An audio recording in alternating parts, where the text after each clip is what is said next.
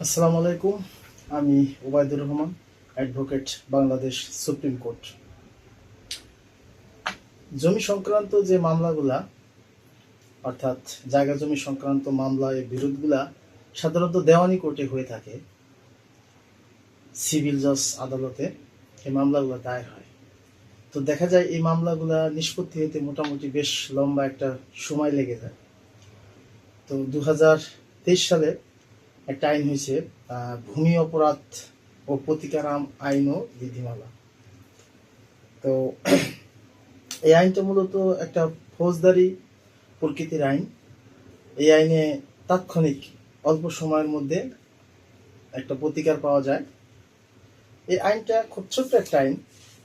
এই আইনে 27টা ধারা আছে। এই ধারার ভিতরে মোটামুটি জায়গা জমি খতিয়ান দখল এই বিভিন্ন বিষয়ে মামলার ধারাগুলো আছে। বিশেষ করে 4 ধারা এই আইনের। ভূমি প্রতারণা সংক্রান্ত অপরাধ এবং তার দণ্ড। 5 ধারায় ভূমি জালিয়াতি সংক্রান্ত অপরাধ রোধে ব্যবস্থা কি করণীয়। 7-এ আছে অবৈধ দখল প্রতিরোধ দণ্ড, যেটা এই বিষয়টি নিয়ে বহুল অসংখ্য মামলা দেওয়ানি কোর্টে আছে। আর 8 ধারায়, অর্থাৎ ভূমি অপরাধ প্রতিরোধ ও প্রতিকার আইন 2023 এর 8 ধারায় যে মামলা, অবৈধ দখলচ্যুত ব্যক্তির দখল আবার পুনরায় ফিরে পাওয়া, পুনরুদ্ধার। এই আইনটায় জুডিশিয়াল ম্যাজিস্ট্রেট কোর্টে মামলা দায়ের করতে হয়। কিন্তু 8, অর্থাৎ ধারা 8-এ অবৈধভাবে দখলচ্যুত ব্যক্তির দখলটা পুনরুদ্ধার, অর্থাৎ কোনো একজন ব্যক্তি দখলে ছিল, তাকে অবৈধভাবে দখল থেকে সরানো হয়েছে, দখলচ্যুত করা হয়েছে।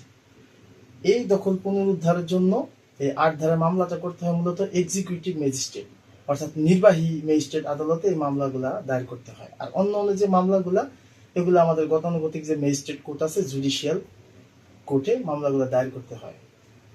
তো এটা দেওয়ানি প্রকৃতির মামলাগুলোই মূলত এখানে ফৌজদারিতে তাৎক্ষণিক এবং অল্প সময়ে প্রতিকার এবং একটা সমাধানের জন্য মূলত এই আইনটা করা হয়েছে। এটা নিঃসন্দেহে একটা ভালো আইন। দেওয়ানি আইনের পাশাপাশি জায়গা জমি সংক্রান্ত একটা ভালো আইন।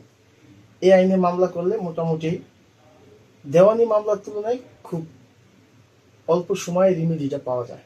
আর যে মামলাগুলা এখানে সকল মামলায় যে দেওয়ানি হবে তা না, স্পেসিফিক কিছু কিছু বিষয় এখানে মামলা হবে। আর আগের নিয়ম অনুযায়ী এখনো বেশ কিছু মামলা সেগুলা দেওয়ানি আদালতেই দায়ের করতে হয়, সিভিল জজে দায়ের করতে হয়।